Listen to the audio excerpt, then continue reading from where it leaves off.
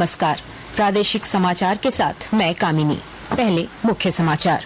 लोकसभा चुनाव के 5वें चरण की अधिसूचना जारी। झारखंड की 3 सीट सहित 49 लोकसभा सीटों पर 20 मई को होगा मतदान।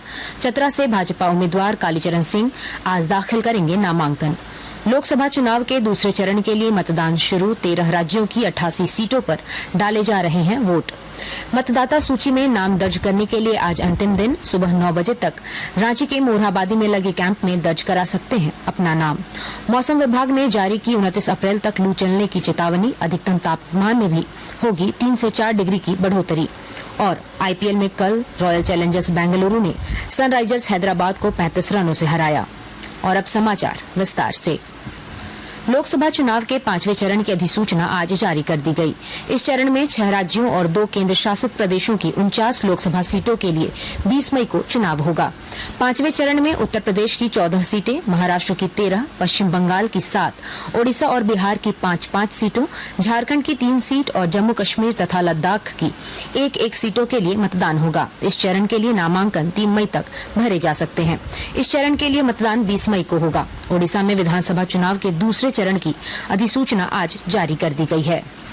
चतरा लोकसभा क्षेत्र से भाजपा उम्मीदवार कालीचरण सिंह आज नामांकन दाखिल करेंगे। उनके साथ भाजपा के प्रदेश अध्यक्ष बाबूलाल मरांडी और नेता प्रतिपक्ष अमर कुमार बावरी उपस्थित रहेंगे। पार्टी के संगठन महामंत्री कर्मवीर सिंह और राज्यसभा सदस्य डॉक्टर प्रदीप वर्मा भी इस अवसर पर मौजूद रहेंगे।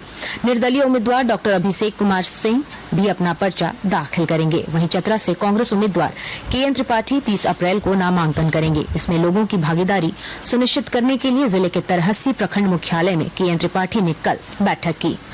लोकसभा चुनाव के दूसरे चरण के लिए आज मतदान शुरू हो चुका है। इस चरण में 13 राज्यों की 88 सीटों पर वोट डाले जा रहे हैं।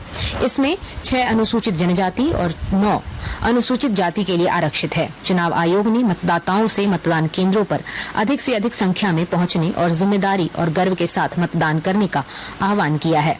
बताया गया है कि मौसम सामान्य रहने की संभावना है और मतदाता आराम से अपना वोट डाल सकते हैं। प्रधानमंत्री और भारतीय जनता पार्टी के वरिष्ठ नेता नरेंद्र मोदी आज बिहार में एनडीए उम्मीदवारों के समर्थन में 2 जनसभाओं को संबोधित करेंगे। पहली रैली अररिया संसदीय क्षेत्र के फारबिसगंज हवाई अड्डा मैदान में करेंगे, जबकि दूसरी रैली मुंगेर संसदीय क्षेत्र के साफिया सराय हवाई अड्डा मैदान में करेंगे। प्रधानमंत्री नरेंद्र मोदी ने आज लोकसभा चुनाव के दूसरे चरण में लोगों से रिकॉर्ड संख्या में मतदान करने की अपील की है। एक सोशल मीडिया पोस्ट में प्रधानमंत्री ने युवा और महिला मतदाताओं से बड़ी संख्या में मतदान केंद्रों पर आने का आग्रह किया। उन्होंने कहा, अधिक मतदान प्रतिशत देश के लोकतंत्र को मजबूत करता है। सर्वोच्च न्यायालय इलेक्ट्रॉनिक वोटिंग मशीनों ईवीएम में दर्ज मतों का voter verifiable paper audit trail VVPAT पर्चियों के साथ 100% सत्यापन की मांग करने वाली याचिकाओं पर आज अपना फैसला सुनाएगा। न्यायमूर्ति संजीव खन्ना और न्यायमूर्ति दीपांकर दत्ता की पीठ ने 2 दिनों की व्यापक सुनवाई के बाद 18 अप्रैल को association of democratic reforms ADR सहित कई याचिकाओं पर अपना फैसला सुरक्षित रख लिया था। मामले में सुनवाई 18 अप्रैल को समाप्त हो गई थी और उसी दिन 24 अप्रैल को मामले की सुनवाई के लिए फैसला सुरक्षित रख लिया गया था। 24 अप्रैल को अदालत ने अपने फैसले पर रोक लगा दी और कुछ मुद्दों पर चुनाव आयोग की स्पष्टीकरण की मांग की। दुमका के सिद्धू कान्हू मुर्मू विश्वविद्यालय के पीएचडी के शोधार्थियों को अब 2 बार रिव्यू की प्रक्रिया से गुजरना होगा। और जानकारी के साथ हमारे संवाददाता। दुमका के सिद्धू कान्हू मुर्मू विश्वविद्यालय के पीएचडी के शोधार्थियों को अब 2 बार रिव्यू की प्रक्रिया से गुजरना होगा। विभागीय शोध परिषद और विश्वविद्यालय की ethical committee pre submission seminar से पहले शोध प्रबंधों का रिव्यू करेगी और उसकी मौलिकता का प्रमाण पत्र देगी। शोधार्थी और रिसर्च गाइड को भी मौलिकता का प्रमाण पत्र देना होगा। यूजीसी के नियमन के मुताबिक शोध पत्र में 10% तक समानता पाए जाने पर किसी दंड का प्रावधान नहीं है, किंतु 10 से 40% तक समानता पाए जाने पर शोधार्थी को 6 महीने के भीतर संशोधित शोध प्रबंध प्रस्तुत करना होगा। यह समानता 40 से 60% तक होने पर शोधार्थी को संशोधित शोध प्रबंध 1 साल के बाद जमा करना होगा। आर के नीरद, आकाशवाणी समाचार, दुमका। आकाशवाणी के ताजा तरीन समाचारों के लिए आप हमारी वेबसाइट newsonair.gov.in पर लॉग ऑन कर सकते हैं। ताजा समाचार X handle @AIR news alerts और Facebook page all India radio news पर भी उपलब्ध है। आप प्रादेशिक समाचार एकांश के एक्स हैंडल @AIR न्यूज_रांची और फेसबुक, इंस्टाग्राम पेज तथा YouTube channel AIR news Ranchi पर भी हमारे बुलेटिन सुन सकते हैं। प्रादेशिक समाचार आप आकाशवाणी रांची से सुन रहे हैं। जिला प्रशासन की ओर से आज सुबह 6 से 9 बजे तक रांची के मोरहाबादी स्थित ऑक्सीजन पार्क के सामने मतदाता सूची में नाम दर्ज करने के लिए कैंप का आयोजन किया गया है।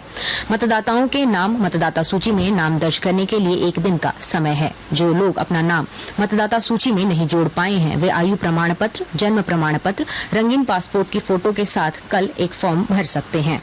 गोड्डा जिले से सटे बिहार के बांका और भागलपुर में आज लोकसभा आम चुनाव का मतदान हो रहा है। इसे देखते हुए गोड्डा और बिहार की लंबी सीमा पर यहां की पुलिस सक्रिय है। बांका और भागलपुर के सीमावर्ती थाना क्षेत्रों में गोड्डा जिले के चेकनाका को सील कर दिया गया है। गोड्डा से बांका एवं भागलपुर आने जाने वाले बड़े वाहनों की एंट्री बंद कर दी गई है। राज्य भर में गर्मी और लू के कारण जनजीवन प्रभावित हो रहा है। मौसम विभाग ने 29 अप्रैल तक लू चलने की चेतावनी जारी की है। विभाग के अनुसार अधिकतम तापमान में भी 3 से 4 डिग्री की बढ़ोतरी होगी। पिछले 24 घंटों में सरायकेला का तापमान सबसे अधिक 44 डिग्री सेल्सियस रहा, जबकि रांची और हजारीबाग में सबसे कम 38 डिग्री सेल्सियस रहा। विभाग ने तापमान में लगातार हो रही वृद्धि को देखते हुए सावधानी बरतने की सलाह दी है। दिन के 11 बजे से 3 बजे तक घर से बाहर न निकलने की सलाह भी दी गई है।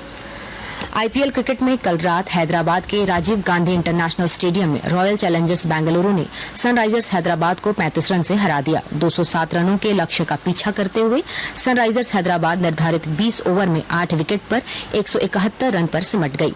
शाहबाज अहमद नाबाद 40 रन बनाकर सनराइजर्स हैदराबाद के टॉप स्कोरर रहे। RCB के लिए कैमरून ग्रीन, कर्ण शर्मा और स्वप्निल सिंह ने 2-2 विकेट लिए, जबकि यश दयाल और विल जैक्स ने 1-1 विकेट लिया। आज के मैच में कोलकाता नाइट राइडर्स शाम 7:30 बजे से कोलकाता के ईडन गार्डन्स में पंजाब किंग्स से भिड़ेगी। और अब संक्षिप्त खबरें।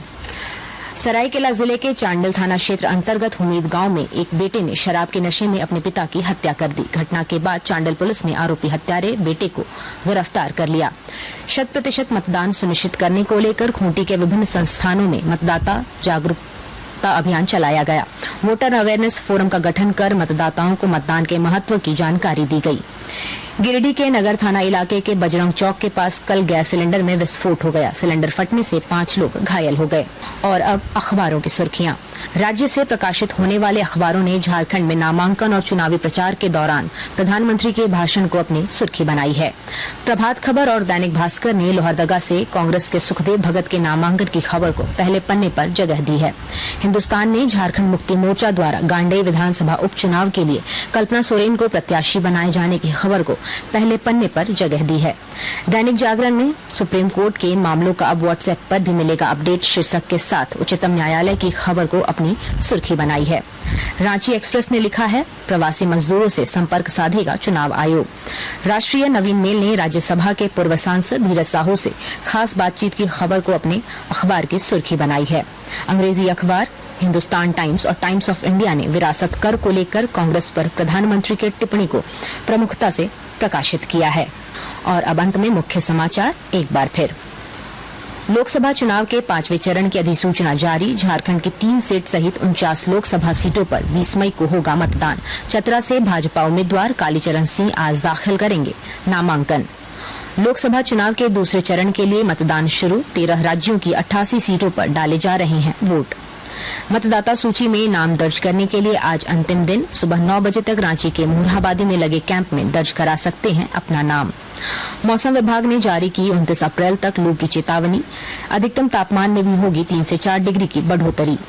और IPL में कल रॉयल चैलेंजर्स बेंगलुरु ने सनराइजर्स हैदराबाद को 35 रनों से हराया। इसके साथ ही आकाशवाणी रांची से प्रादेशिक समाचार का ये बुलेटिन समाप्त हुआ। नमस्कार।